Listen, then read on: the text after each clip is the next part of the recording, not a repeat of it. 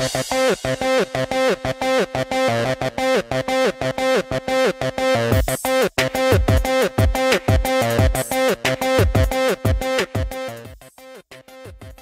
po sa Pinoy Scoop.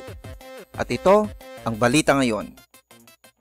Sinabi ng Pinoy Big Brother housemate na si Vicky Rushton na nagdududa siya sa kahihinatnan ng relasyon niya sa aktor na si Jason Abalos pagkatapos ng isang issue na umugong nang dumalaw ang komedyanteng si Vice Ganda sa PBB House.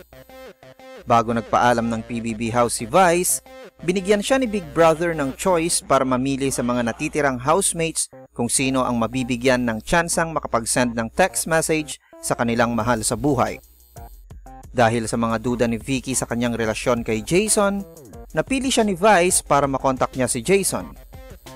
Inamin ni Vicky na maaaring naapektuhan si Jason sa pagkakalink niya kay Daniel Matsunaga, kung saan pinabulaanan nila ang naturang romance sa kanilang dalawa.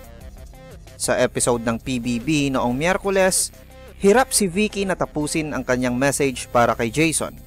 Pero pagkatapos niyang humingi ng payo sa teen housemate na si Loisa Andalio, natapos din ni Vicky ang mensaheng ipinadala niya kay Jason.